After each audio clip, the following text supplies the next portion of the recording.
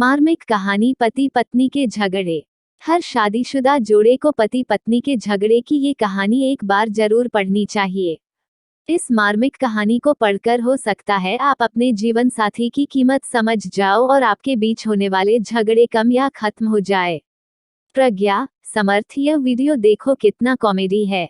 समर्थ, प्रज्ञा please मुझे मेरा काम करने दो, मुझे परेशान मत करो। ऐसी फालतू बातें सुनने के लिए मेरे पास तुम्हारे जैसा फालतू वक्त नहीं है। प्रज्ञा, समर्थ, आजकल मेरे लिए तुम्हारे पास टाइम ही नहीं रहता और तुम्हें मेरी सभी बातें फालतू और गलत ही लगती है। तुम्हारी नजरों में मैं इतनी ही बुरी थी तो तुमने मुझे प्रपोज करके शादी क्यों की? समर्थ, हाँ भूल हो गई मुझसे, लेकिन अब क्या फायदा ये सब बोल के। की हुई भूल अब निभानी तो पड़ेगी ही ना जिंदगी भर। समर्थ के ऐसे शब्द सुनकर प्रज्ञा की आंखों में आंसू आ गए। प्रज्ञा, ठीक है, तो फिर तुम्हें मेरे होने से इतनी ही तकलीफ होती है तो मुझे लगता है कि हम अलग हो जाते हैं। दोनों की यह बातें चालू थी तब अनु का कॉल प्रज्ञा के मोबाइल पर आया। अनु समर्थ और प्रज्ञा दोनों की कॉमन फ्रेंड थी। प्रज्ञा अनु का कॉल उठाती है लेकिन अनु कॉल पर रो रही थी। प्रज्ञा, अरे बोल ना, कुछ क्या हुआ? आंटी की तबीयत अच्छी नहीं है क्या? अनु, माँ की तबीयत अच्छी है प्रज्ञा। ऐसा बोलकर अनु फिर से फूट फूट कर रोने लगी। प्रज्ञा, अनु तुम पहले रोना बंद करो और मुझे ठीक से बताओ आखिर क्या बात है। मुझे अभी डर लग रहा है। अनु जल्दी बताओ क्या हुआ। अनु, प्रज्ञा, प्रज्ञा राहुल। प्रज्ञा, क्या हुआ राहुल को? अनु, प्रज्ञा, कल रात को कश्मीर में आतंकवादियों के साथ गोलीबारी में राहुल को 4 गोली लगने से राहुल शहीद हो गए। अभी अभी फोन आया, उनकी बॉडी विमान से ला रहे हैं। ये सुनकर प्रज्ञा की पैरों तले जमीन खिसक गई।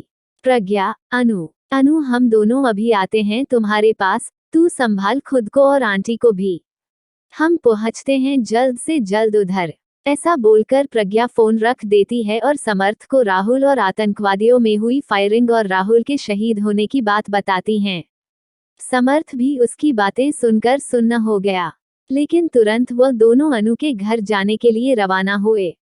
अनु के घर पहुंचते ही दरवाजे में ही अनु प्रज्ञा के गले लगकर रोने लगी। अनु, प्रज्ञा, कल सुबह ही तो हम तीनों ने उनसे बात की थी। वीडियो कॉल पर वो कह रहे थे कि छुट्टी सेक्शन हो गई है और अगले सप्ताह वो घर आ रहे हैं। यह बातें बोलकर वो कितने खुश थे और रात को अचानक ऐसे हो गया। प्रज्ञा, संभाल खुद को, तुम्हें तकलीफ होगी, प्लीज संभाल खुद को। तू अपनी हिम्मत खो देगी तो आंटी को कौन संभालेगा?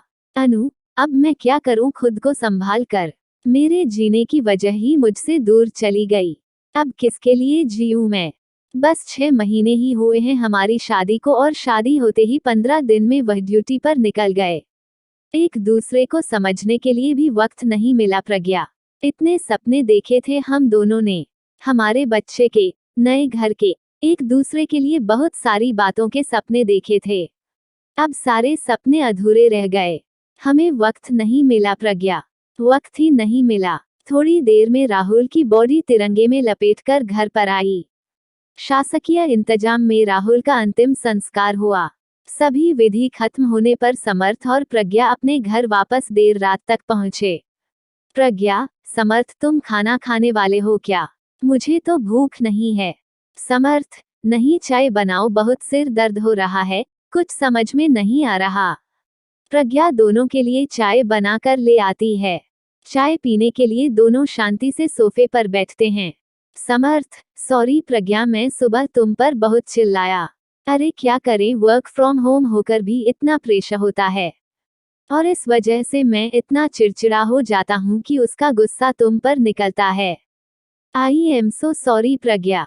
प्रज्ञा, समर्थ, तुम सॉरी मत बोलो, मैं भी गलत थी, मैंने भी ज्यादा ही बोल दिया था कि हमें अलग हो जाना चाहिए, मुझे ऐसा नहीं बोलना चाहिए था। समर्थ, प्रज्ञा, तुम्हारा गुस्सा भी सही है, मैं तुम्हें वक्त दे पाऊं इतनी सी तो तुम्हारी इच्छा होती है।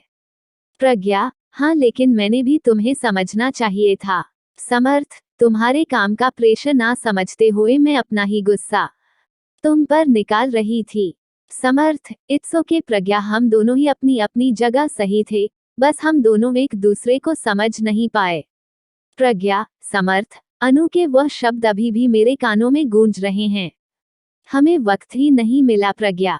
हम हमें मिला हुआ वक्त को कितना ग्रांटेड लेते हैं ना। समर्थ, सच में प्रज्ञा, हमें जैसे एक दूसरे के साथ रहने के लिए वक्त मिलता है, वैसे हर किसी को नहीं मिलता।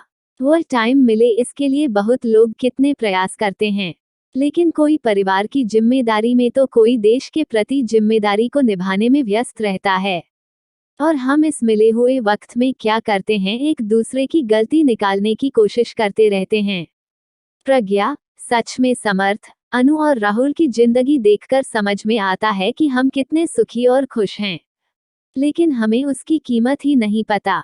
हम हमारे जिंदगी में छोटे छोटे दुख में उलझे रहते हैं। समर्थ, हमारा देश सुखी और प्यार से रहे, इसके लिए हमारे देश के जवान अपने परिवार को छोड़कर देश की सीमा पर अपनी जान की परवाह ना करके हमारे लिए लड़ाई करता है। तभी हम यहाँ पर जाति, धर्म, पैसा, प्रेम, वक्त, ऐसी छोटी बातों पर एक दूसरे से झगड़ा करते हैं। प्रज्ञा, हाँ, चलो फिर आज से हम एक दूसरे की भावनाओं की कदर करेंगे और प्यार का सम्मान करेंगे, एक दूसरे को समझने की कोशिश करेंगे। समर्थ, हाँ, और हम ये सुनिश्चित करेंगे कि हमारे सुख और खुशी के लिए जो जवान सीमा पर लड़ते हैं, जो शहीद होते हैं, उन्हें और उनके परिवार को सुख के कुछ पल दे सके। हमसे जितनी छोटी देश सेवा हो सके उतनी करें और देश का कर्ज चुका सके। यदि ये कहानी आपको पसंद आई हो तो अपने दोस्तों और अन्य लोगों के साथ शेयर जरूर करिएगा।